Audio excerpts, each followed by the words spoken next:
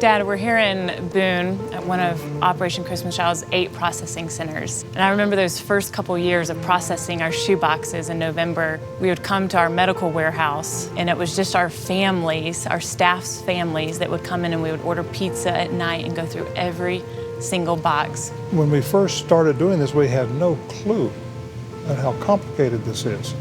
But God gave us another family, several 100,000 volunteers at Christmas that help us to process 9 million plus shoe boxes here in this country, close to 12 million around the world. Woo! What is your most memorable distribution? Well, I think those early ones, going to Bosnia, where it was snowing and you had snipers and the war was going on. Here we go through the snow with these shoe boxes. You often tell this story of this little boy in the jacket. All of the windows of the school had been blown out. And so kids are sitting in school, and it's in the 20s, it's cold. This kid didn't have a jacket. His little lips were blue and his little hands were shaking, and he pulled this jacket out of this box, and his little eyes just got so wide. He's the only kid in the room without a jacket. That's not a mistake. That's God directed that box. And of course, here you are helping us give out shoe boxes there at a hospital in South Africa. I'll never forget this shoebox. Michael W. Smith was with us, and there's a little blind girl, and we were all kind of thinking, what in this box would be for a blind girl? And we opened it up, and everything had to do with touch and noise, and there was a bell. Yeah. And she was just singing along, ringing that bell.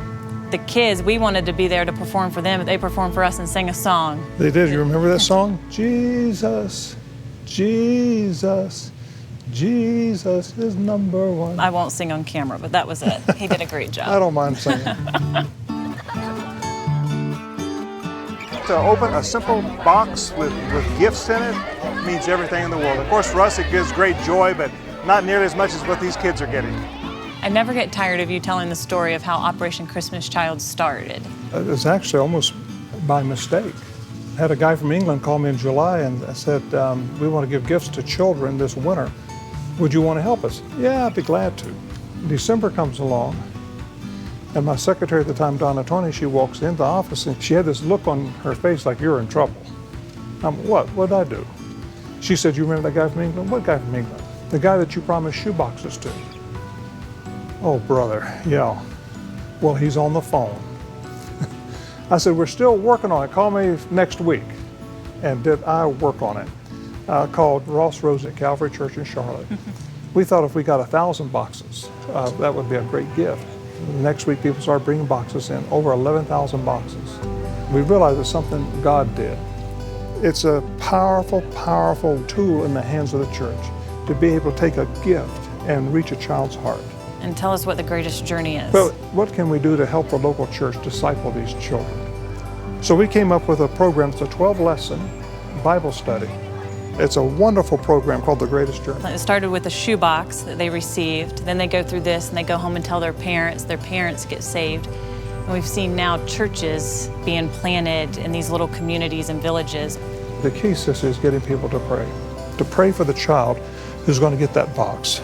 The success of all of this is God answering prayers of people. And we've seen how prayer is so powerful that each box, you've often talked about it being almost like a fingerprint or a snowflake. Right. Not one is the same. They're not the same. And the most powerful thing about this ministry is our army of volunteers who make it happen. But you couldn't do it without the volunteers. They're like angels. They come at Christmas.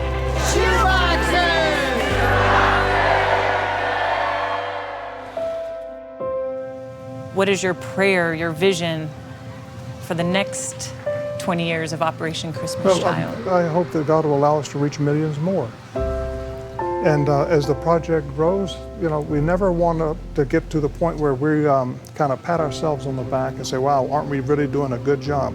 No, it's not that we're doing a good job. It's about God doing a good job. And I hope we'll see another 30 million come to faith in Christ.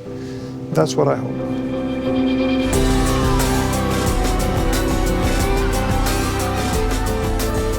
We give God the glory for all of it. Every bit of it.